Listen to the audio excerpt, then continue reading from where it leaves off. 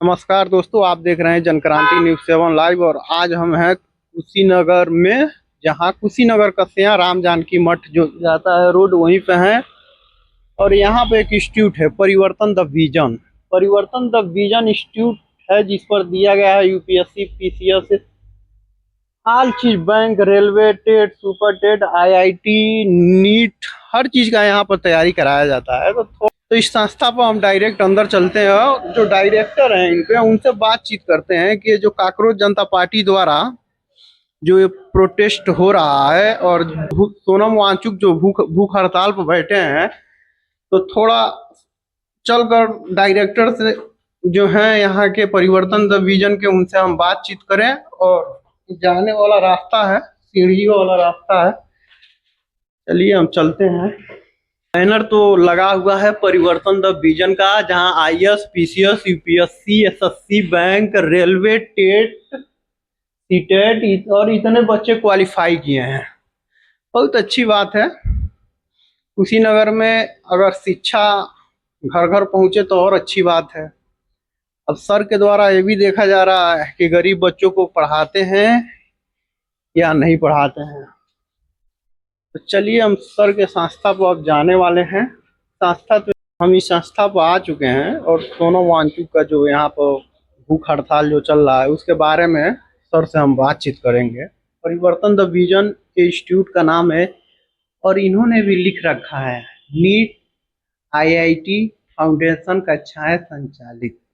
वाह, इस देश में पेपर लीक हो जा रहा है।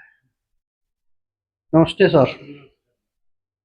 सर, ये नीट का, आईआईटी का, ये सब आप कक्षाएं संचालित करवा रहे हैं और एक तरफ बहुत बड़ा मुद्दा बना हुआ है देश में, दिल्ली में। अब बताइए हम किसका बात कर हाँ, दिल्ली में जो मुद्दा चल रहा है ये इतना शर्मनाक है। रहे हैं?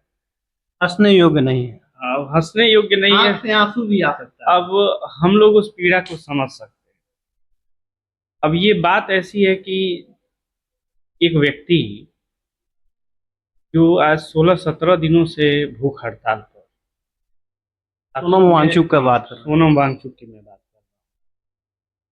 जहाँ तक मैंने उनको अध्ययन किया है, पढ़ा है, समझा है, उसमें एक लगा कि इतना बड़ा वैज्ञानिक, साइंटिस्ट, फिर शिक्षा के क्षेत्र में इतना ज़्यादा उनका योगदान है, लद्दाख को बचाने में, पर्यावरण को बचाने में जो उनका योगदान है, एक सामान्य व्यक्ति तो नहीं ऐसा कर सकता है। और वो आंतरिक रूप से बहुत जागा है, चिंतनशील कहिए आप, चेतना में बहुत डूबा हुआ इंसान ही ये कर पाएगा।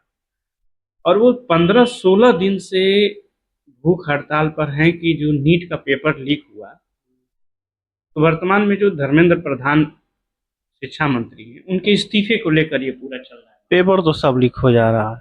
पेपर को इतना हम कह दें नु, इतना मच्छरदानी में नहीं छेदा होता है नु, जितना भारत में पेपर लीक लीक हो जा रहा है। एक छत जो होता है 70 साल 80 साल पुराना, उतना उसमें लीकेज नहीं होता है जितना आज भारत की जो शिक्षा व्यवस्था है, जो पेपर व्यवस्था है, उस पर मैं ये कह रहा हूँ। मुझे देखिए, मैं किसी पॉलिटिकल पार्टी से नहीं हूँ, आप भी किसी पॉलिटिकल पार्टी से नहीं है, लेकिन मेन मुद्दा यहाँ युवाओं के भविष्य का है। यहाँ एक गरीब का बच्चा भी बैठेगा, एक अमीर का बच्चा भी बैठेगा। एक गरीब का यूनिफॉर्म का ड्रेस वही पहन कर बैठेगा और एक अमीर का यूनिफॉर्म का ड्रेस वही पहन कर बैठेगा। यहाँ बात अमीरी और गरीबी की है कि आप बड़े लोग नहीं चाहते हैं कि छोटे तबके के या मिडिल फैमिली के बच्चे डॉक्टर ना बने, इसलिए पेपर लीक हो रहा है ना। शायद कुछ इसी तरह की मंशा है। किसी एक के मान के तो है नहीं कि कोई पेपर लीक कर देगा। नहीं नहीं, ये किसी व्यक्ति का मान का नहीं है कि आप पेपर लीक कर देंगे, और पेपर वो इतने बड़े पैमाने पर लीक कर देंगे। ये बहुत बड़ी लॉबी, सारी पेपर मतलब लीक हो रहा है, आप देख सकते हैं। अब ये सबसे बड़ा मुद्दा ये नीट का है। अगर पेपर भारत में वैसे भी डॉक्टरों की संख्या बहुत कम है। हाँ, ये तो है कि डॉक्टर की संख्या बहुत कम है, और अगर आप धरती पर देख रहे हैं तो इनको एज अ गॉड देखा गया है डॉक्टर्स को। और अगर आप देखें तो ये लाइफ सेवर है। और अगर इनकी पेपर लीक हो जाएगा, अब टीचर का कोई एग्जाम देने गया, उसका पेपर लीक हो जाए, जो बच्चों के भविष्य का निर्धारण करता है, जो डॉक्टर्स हैं, जो आप जिंदगी को सेव कर रहे हैं, उसका पेपर लीक हो जाए, और वो लोग अगर डॉक्टर बन जाएं, पेपर खरीद के टीचर्स बन जाएं, तो फिर इस देश की जो बैकग्राउंड है या बेसिक स्ट्रक्चर है जिस पर ये देश खड़ा है, या इस देश को जो स्ट्रांग कर सकता है, तो मेन एजुकेशन किसी भी देश का जो मेन जो व्यवस्था होती है वो एजुकेशन होती है। अगर वो वही चरमरा गई है और वही इतना जर्जर है और वही इतने बड़े पैमाने पर लीक हो रही है, तो उस देश का विकास कभी संभव नहीं हो सकता है। अब जो दूसरी बात इसमें समझ में आ रहा है कि नैतिक जिम्मेदारी जिनकी है कि पेपर लीक ना हो, जैसे वर्तमान में जो धर्मेंद्र प्रधान हैं, उनके इस्तीफे को लेकर बातचीत चल रही है। वो इस्तीफा देंगे नहीं। और सरकार की जो मैं समझ रहा हूँ, सरकार की ऐसी क्या मजबूरी है कि 80 से ज्यादा पेपर लीक हो गए हैं इस देश में, 80 से ज्यादा, लेकिन उसके बावजूद भी सरकार अपने रवैये से, मतलब अपने अंदाज में एकदम डूबी है।